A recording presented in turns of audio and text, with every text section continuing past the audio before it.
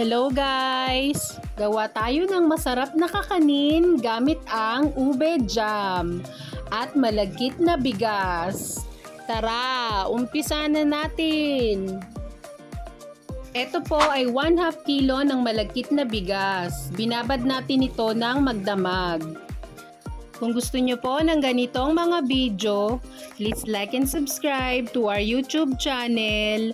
Thank you and God bless! Huhugasan lang natin ito ng 3 beses bago natin ito igiling. Kung wala po kayong gilingan, maaari po kayong gumamit ng glutinous rice flour.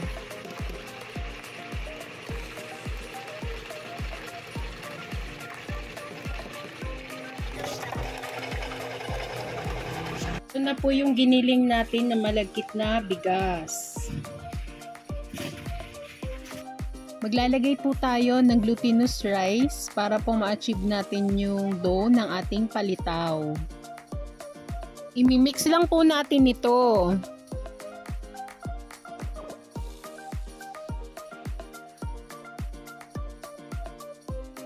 At para po mag-well combined na, gagamit na po tayo ng kamay. Siyempre po, nagugas naman po tayo ng ating kamay.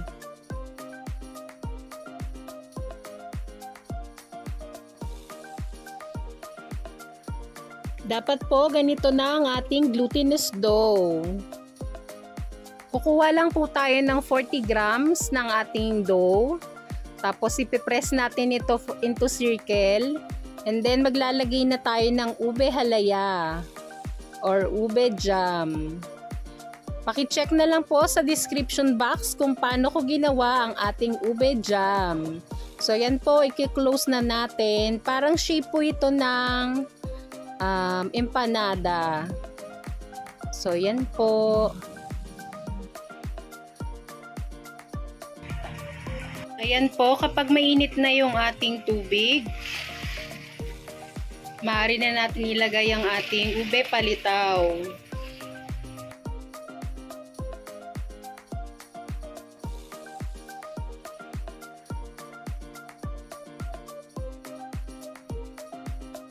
Ito po yung ating ube palitaw dough. Bali po dumikit siya kaya gumamit po tayo ng shalse. Ayan. Para hindi po siya ma-damage. Saka natin ilalagay sa kumukulong tubig. At kapag lumitaw na po ang ating ube palitaw, indikasyon nito na luto na ito. Bali may nakaprepare po tayo na tubig sa ating planggana. Yan, idediretso na lang natin ito para hindi po magdikit-dikit din yung ating ube palitaw. So yan, ginagawa po natin nito para mas mabilis lumamig yung ating ube palitaw. So ito naman po, ipapakita ko na dinediretso ko na lang siya sa lutuan. Tapos gagawin lang natin ito hanggang sa maubos na natin yung ating palitaw dough.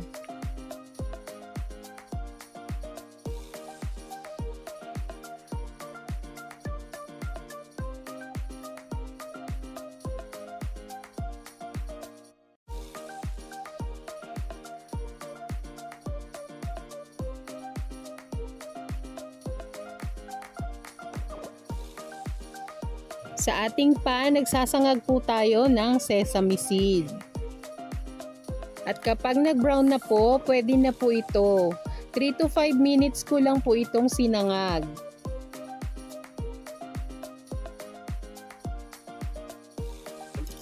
Sa ating plate, naglagay po tayo ng sesame seed. Yan.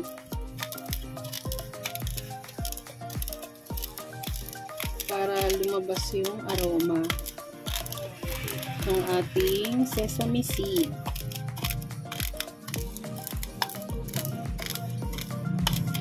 Sa ating mixing bowl, maglalagay po tayo ng ating kinayod na niyog.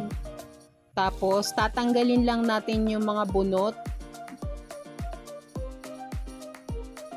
Kung mapapansin nyo po, matigas to kasi galing po ito ng freezer.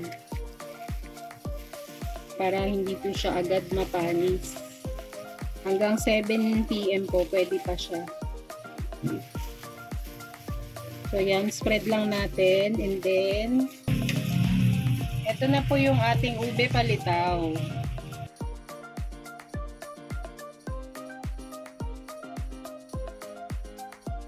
Iko-coat na natin ang ating ube palitaw ng kinayod na nyog.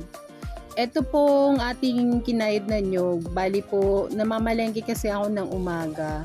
Kaya pagdating ko dito sa bahay, saka ko siya ilalagay sa freezer. Tapos yung preparation ko po nito tanghali na mga 11 to 12. So yun po. Kaya mas matagal yung shelf life ng ating ube palitaw. Sana po ay may nakuha kayong idea sa video ito. Please like and follow our FB page. Maraming salamat!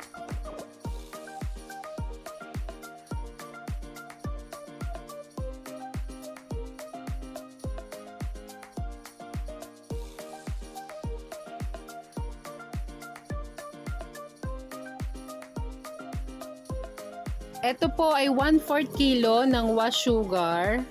Tapos mag-add tayo ng 4 tablespoon ng sesame seed. Tapos imimix lang natin ito.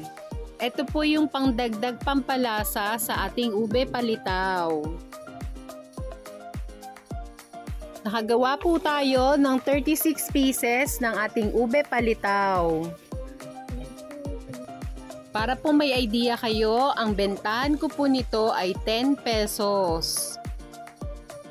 Sana po ay nakatulong ako sa video ito. Please like and subscribe to our YouTube channel.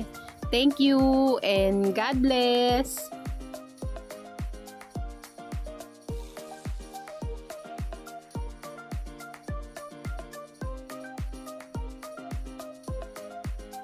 Thank you for watching! Hello guys! Magkano sa choknut? 26?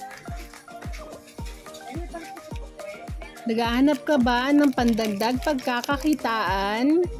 Gawin mo ito sa malagkit para kumita ka. Tara, umpisa na natin! 1 kilo ng malagkit na bigas, tapos hugasan muna natin to bago natin ibabad. Kung gusto niyo po ng ganitong mga video, please like and subscribe to our YouTube channel. Thank you and God bless! Tapos yan, ibababad na natin ito kahit 3 hours lang.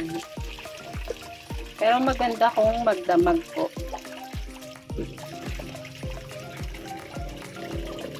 After po nito, maaari na natin itong igiling sa gilingan. Kung wala po kayong gilingan, maaari po kayong magpagiling sa palengke. Pwede rin po kayong gumamit ng glutinous rice flour. Ito na po yung ating giniling na malagkit na bigas. Ilalagay na po tayo nitong glutinous rice flour para po maging dough yung ating giniling na malagkit na bigas.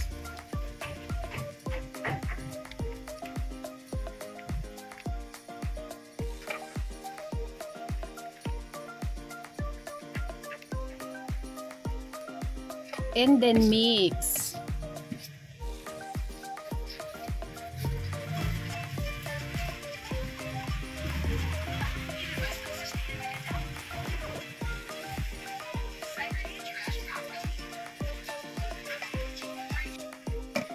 So yan po, gagamitan na natin ng mahiwagang kamay. Oh, man. Para mas ma-mix natin yung ating glutinous dough.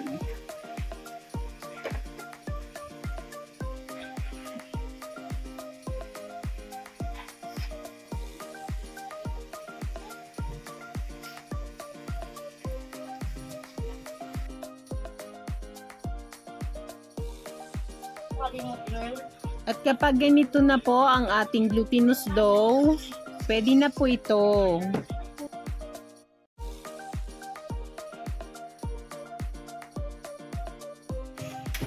Mag-iinit naman po tayo ng ating tubig. Gagamit po tayo ng chocolate.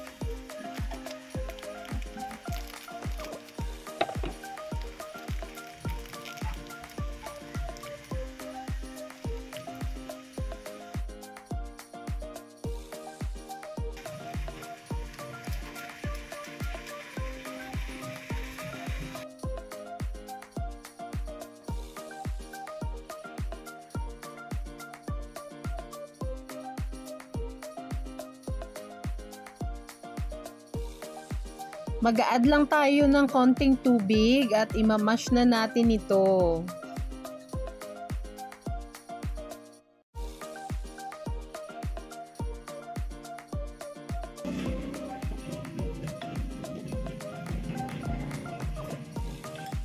At kapag ganito na po ang texture ng ating chocolate, pwede na po itong ipalaman.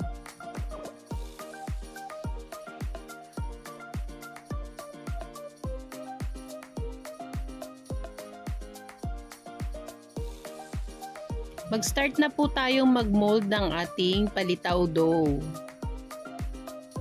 I-mold lang natin ito into circle. Tapos ipe-press natin para ma-flatten. Ayan, pwede na natin lagyan nito ng palaman. Maglalagay po tayo ng 1/2 tablespoon ng chocolate. And then ifo-fold natin. Tapos ipe-press natin yung gilid.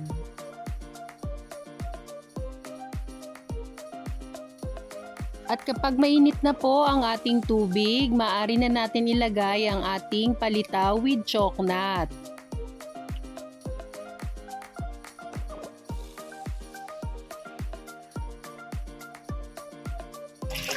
Kailangan po natin ng water, yung paglalagyan natin ng lutong palitaw.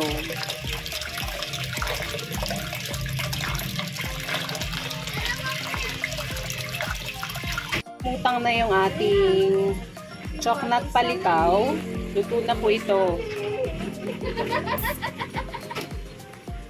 Tapos, ilalagay na natin ito sa malamig na tubig.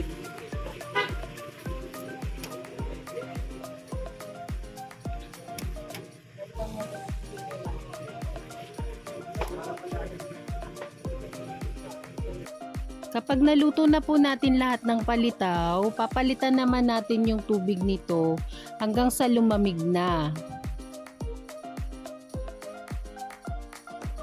Ito po ang ating grated coconut. Galing po ito sa freezer. Since umaga po kasi tayo namamalengke, kaya nilalagay ko muna to sa freezer. Kasi po 12 PM pa naman ito piniprepare.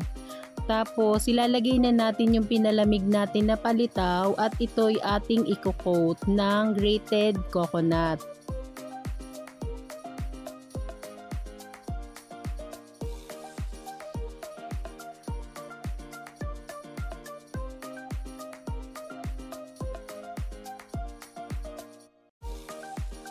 After po natin itong ma-coat, ilalagay na natin ito sa tray na may malinis na dahon ng saging. At eto na po ang ating chocolate palitaw. Nakagawa po tayo ng 35 pieces. Ito po ay sesame seed. Sasangag lang natin ito. At kapag nag-brown na po, pwede na po ito.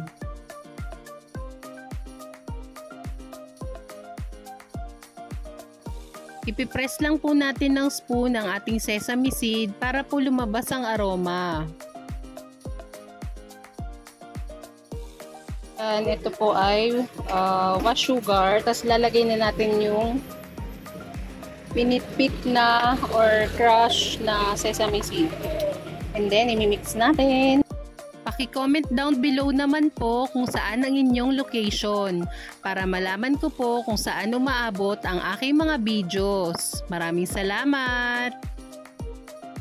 Ilalagay na natin sa ating istante. Dalawang maruya.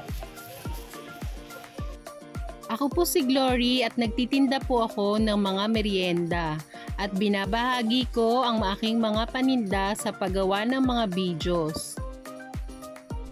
Sana po ay may nakuha kayong idea sa video ito.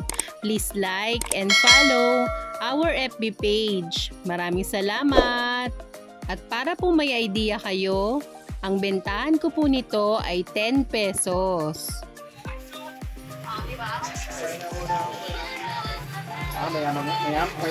Mayaman.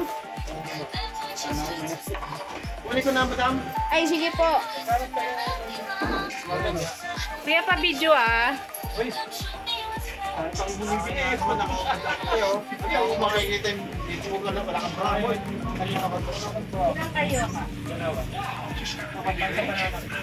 Dito.